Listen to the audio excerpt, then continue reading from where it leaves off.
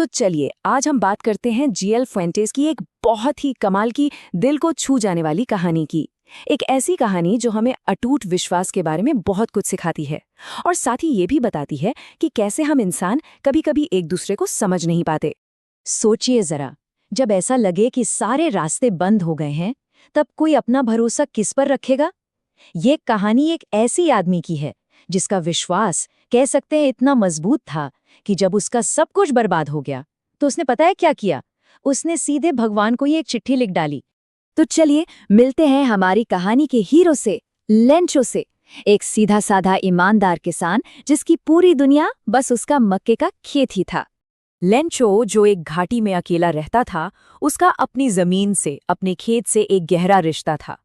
वो सुबह से बस आसमान की तरफ देख रहा था, एक उम्मीद के साथ। उसे पता था कि उसकी पकी हुई फसल को अब सिर्फ एक ही चीज चाहिए, और वो थी बारिश। बस एक अच्छी बौछार हो जाए तो बात बन जाए। और फिर बारिश शुरू हो गई। लेंचो की खुशी का तो कोई ठिकाना ही नहीं रहा। वो इतना खुश हुआ कि बाहर निकलकर बारिश को महसूस करने लगा। और उसने क्या कहा पता है? उसने कहा, ये आसमान से गिरती बूंदें नहीं, ये तो नए सिक्के हैं। मतलब बड़ी बूंदें 10 सेंट के सिक्के और छोटी वाली 5 सेंट के। क्योंकि उसके लिए ये बारिश सिर्फ पानी नहीं थी, ये थी अच्छी फसल और खुशहाली की गारंटी। पर जैसा कि अक्सर होता है, ये खुशी ज्यादा देर तक टिक नहीं पाई। बहुत जल्दी ही मौसम ने एक ऐसा भयानक मोड़ लिया जिसकी किसी ने कल्पना भी नहीं की थी।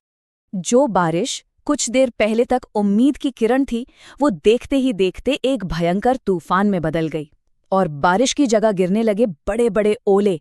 करीब 1 घंटे तक पूरी घाटी पर सिर्फ ओले बरसते रहे, और उन ओलों के साथ लेंचो की सारी उम्मीदें भी चकनाचूर हो गईं। जब तूफान थमा तो तबाही का मंजर साफ था। पूरा खेत ऐसा सफेद हो गया था जैसे किसी ने उस पर नमक की चादर बिछा दी हो। मक्के के पौधों पर एक पत्ता तक नहीं बचा था। लेंचो ने दुखी होकर बस इतना ही कहा कि टिड्डियों का हमला भी शायद इससे ज्यादा छोड़ जाता। सब कुछ खत्म हो चुका था। सब कुछ तबाह हो जाने के बाद भी लेंचो के दिल में एक उम्मीद अभी भी बाकी थी, एक अकेली उम्मीद। और इसी उम्मीद ने उससे एक ऐसा काम करवाया जो किसी ने सोचा भी नहीं होगा। लेंचो का विश्वास था कि भगवान सब देखते हैं, उनकी नज़र से कुछ नहीं छिपता। और इसी विश्वास के साथ उसने फैसला किया कि वो भगवान को एक चिट्ठी लिखेगा। हाँ, एक किसान होकर भी उसे लिखना पढ़ना आता था। तो उसने एक खत लिखा और उसमें अपने परिवार की पूरी कहानी, अपना पूरा दुख बयान कर दिया। और उसने भगवान से मदद भी मांगी। कितनी? 100 पैसों। उसे लगा कि इतने पैसों में उसका परिवार आराम से गुजारा कर लेगा और वो दोबारा अपनी फसल भी बोकाएगा। अब सोचिए, पोस्ट ऑफिस में क्या हुआ होगा जब डाकिये ने वो चिट्ठी देखी जिस पर पता लिखा था ईश्वर के नाम। तो वो अपनी हंसी ही नहीं रोक पाया। वो सीधा अपने बॉस पोस्टमास्टर के पास गया। पोस्टमास्टर भी, जो एक हंसमुख इंसान था, पहले तो खूब हंसा, लेकिन फिर अचानक वो एकदम सीरियस हो गया। वो उस चिट्ठी को लिखने वाले के विश्वास को देखकर हैरान था और मनी मन उसकी तारीफ करने लगा। पोस्टमास्टर ने सोचा, काश मेरे अंदर भी ऐसा ही विश्वास होता। और उसने उसी वक्त तय कर लिया कि वो इस विश्वास को टूटने नहीं देगा। वो इस चिट्ठी का जवाब देगा। पर उसे एहसास हुआ कि सिर्फ अच्छी भावनाएं काफी नहीं होंगी, जवाब देने के लिए पैसों की भी जरूरत पड़ेगी। तो उसने इसे एक दान का काम समझकर पैसे इकट्ठा करना शुरू कर दिया। उसने अपनी तनख्वाह का हिस्सा दिया, अपने दोस्तों कर्मचारियों से मदद मांगी। लेकिन इतनी कोशिशों के बाद भी वो सब मिलकर सिर्फ 70 पैसों ही जमा कर पाए। मतलब लेंचो ने जितने मांगे थे उसके आधे से थोड़ा ज्यादा। चलिए अब आते हैं कहानी के सबसे दिलचस्प हिस्से पर, वो पल जब लेंचो को जवाब मिलता है। लेकिन जो हुआ वो शायद किसी ने भी नहीं सोचा था। अगले रविवार जब लेंचो पोस्ट ऑफिस गया और उससे चिट्ठी मिली, तो उसके चेहरे पर जरा सी भी हैरानी नहीं थी, जरा सी भी नहीं। उसका विश्वास इतना मजबूत था कि उसे लगा, हाँ, भगवान को तो जवाब देना ही था, इसमें हैरान होने वाली क्या बात है।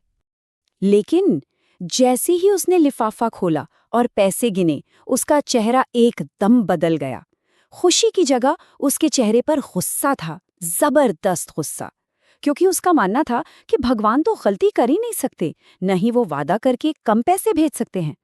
और उसने तुरंत एक और चिट्ठी लिखी, पता है उसमें क्या लिखा? उसने लिखा, भगवान जो बाकी के पैसे बचे हैं वो भी भेज दीजिए, लेकिन प्लीज इस बार डाक से मत भेजिएगा, क्योंकि ये जो पोस्ट ऑफिस के कर्मचारी है ना, ये सबके सब बेईमानों का झुंड है।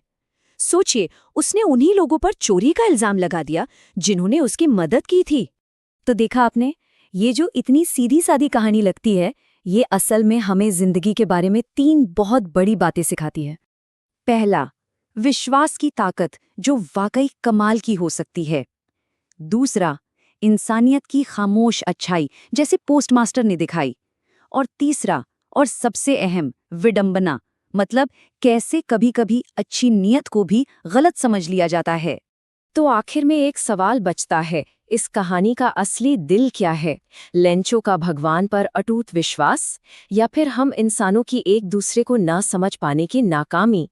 ये एक ऐसा सवाल है जो ये खूबसूरत कहानी हमेशा के लिए हमारे सोचने के लिए छोड़ जाती है।